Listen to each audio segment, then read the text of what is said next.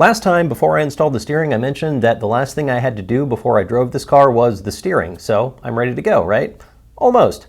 I have to install the pyro fuse, I have to install the seat, there's probably 5 or 6 other small things I'm forgetting, but by the end of this video, I promise this car will drive.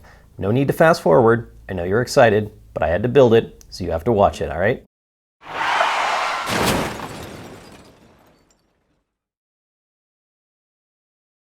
There are a few things I did that I haven't really talked about, like I got the brake booster all wired up and working. I'll talk about that in another video, probably the next one, and we'll get to see what's inside of it. Ooh. I also wired the car. You can't see me right now, but I'm using finger quotes around wired the car because I really just screwed a fuse block to the firewall and haphazardly ran some wires to some switches, but in my defense, this is not the worst wiring job I've seen or done. At some point in the future, I will make a new wooden dash and I will open up the gauges and put servo motors on the back of them to read out accurate speed and fuel level. I'm using finger quotes again around fuel because, you know, electric. But for now, I just bolted a piece of aluminum angle and drilled some holes for switches. Then I wired the switches, which I did incorrectly, but we'll talk about that later. So brakes, steering, battery, motor, wheels, tires, suspension, all connected together and ready to go. But first, a seat. I bought a seat for a Tesla Model 3 a while back and set it in the car, then I pretty much immediately decided not to use it in the car. I want to keep the interior looking like it did in 1950, but I also want a little more safety.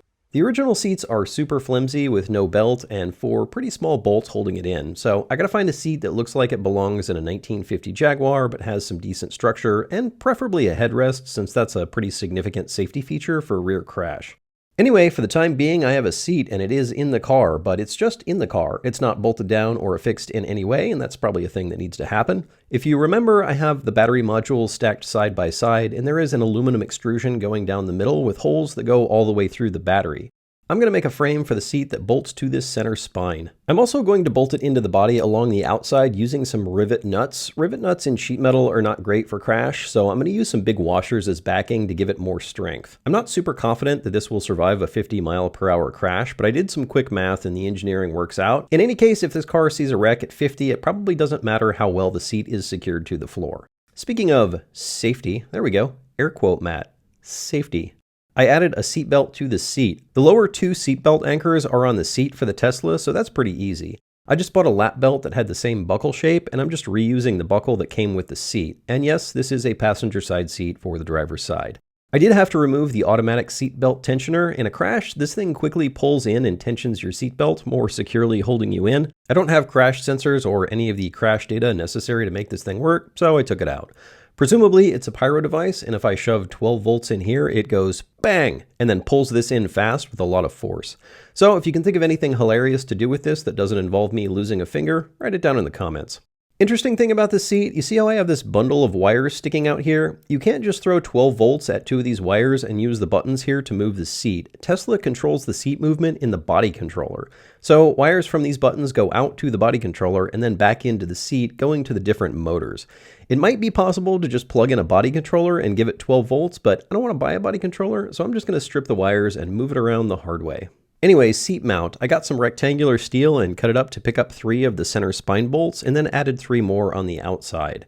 Then I welded in some threaded bosses for the seat to bolt into, gave it a quick paint job, and then bolted it in. After that, I put the seat in and bolted it down.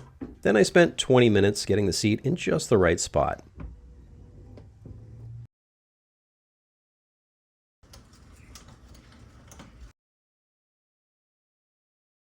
Weren't we supposed to be doing something?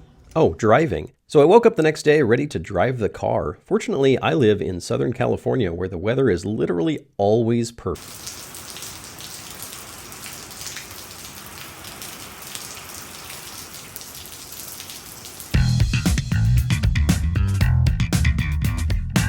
There are 4 small things left to do. One is to install the pyro fuse. This is a big explosive fuse that goes in the middle of the battery module so that if the battery system senses something is amiss, it can isolate the battery halves and disconnect the high voltage circuit. After that, I need to hook up the low voltage. After that, I installed the brake lights. And then, and this is very important, I need to put the car on jack stands so that if something weird happens, like it suddenly decides to go full throttle for no reason, I don't die. That would be a suboptimal first drive. With all that in, it's time to put it in drive and make sure the wheels spin, and then stop spinning. And then we can take it around the block, so let's do it. I'll just get in and roll down the window, and I forgot the window crank handle. Try that again.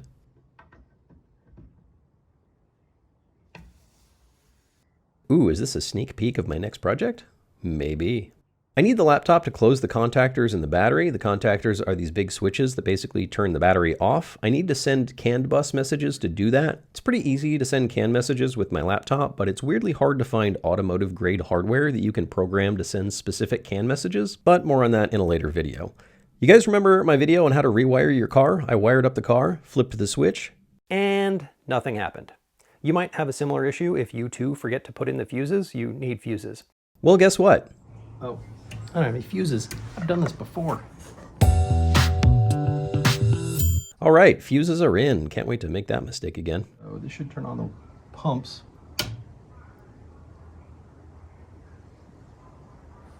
This is where I figured out that I wired the switches wrong. I didn't have enough switches, so for the main switch, I used a 2-pole switch. This can switch up or down. I added a wire here and a wire here, but that's not how this works. When the switch is up, it connects these 2 wires. When it's down, it connects these 2 wires. It never connects these 2 wires. So wired like this, the switch does nothing.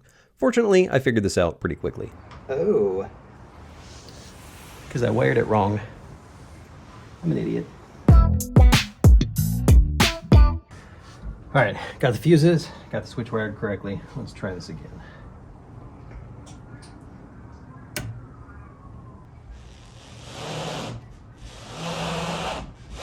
There it is. There it is. Okay. So pumps. Pumps are working. You should put the parking brake on.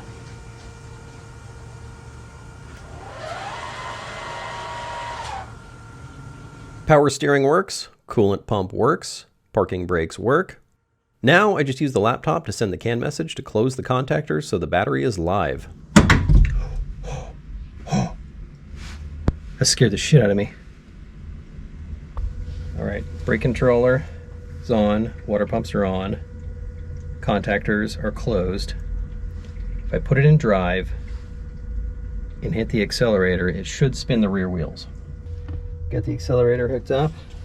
Green light means we're good to go on the parking brake. I think we're off the ground, so if I just... Oh, it works! Oh my God. Oh my God. To take the car off of the jacks, I have to open my gate. I have to move my smart car. And then we are good to go.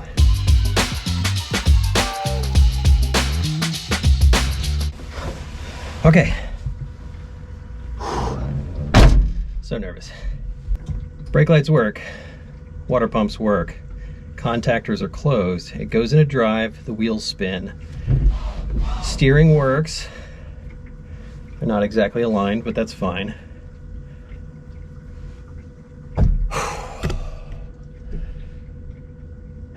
All right.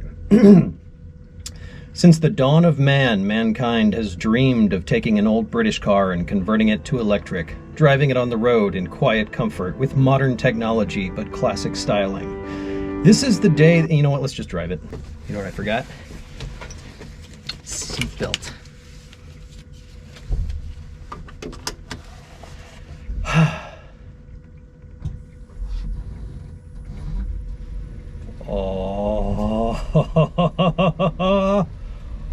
Oh, it's alive!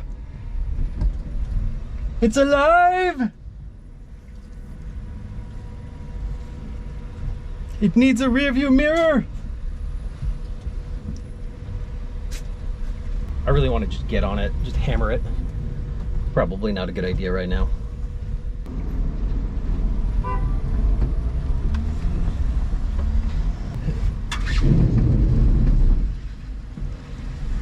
All right, something's not working. So apparently I did not check my steering clearance. because part of my lower control arms, part I modified, are severely interacting with my wheels. Yeah, it's about as far as I can turn. Remember way back when I made custom front suspension? I used front lower control arms for a Mustang 2 setup, but I modified them to move the coilover. But then I changed my mind and went with air springs, so I welded up a new mount for the coilover and then another mount for the air springs, but I never cut off the old mount for the coilovers, and it rubs right on the inside of the wheel. You can hear it grinding and then that clunk. That clunk is the wheel weight. This is at its worst whenever the suspension is in full droop, and I didn't put any air in for this, so the suspension is all the way down. That's why I have so much camber here. No, I'm not getting into stance, I just hadn't aired up the suspension. But that was an easy fix, especially since I'm not using these mounts anymore. I just took the lower control arms off, cut off the mounts, painted them, and put them back on. I didn't cut them off originally because I thought I might use them for an anti-roll bar at some point, but no, they're gone. Other than that, seems to be good. Regen's working.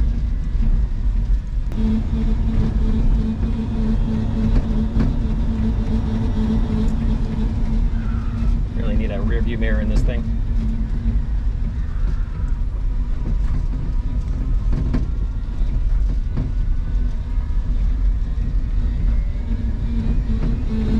Not sure what that whine is.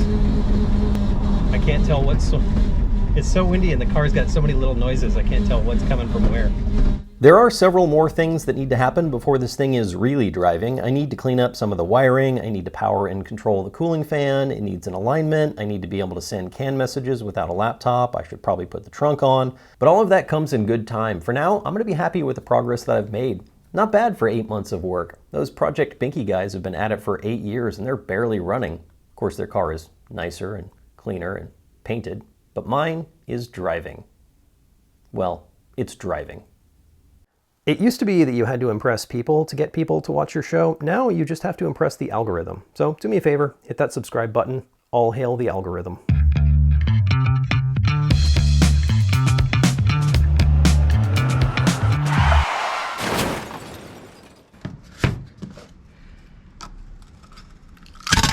Whoa! So it is spring-loaded.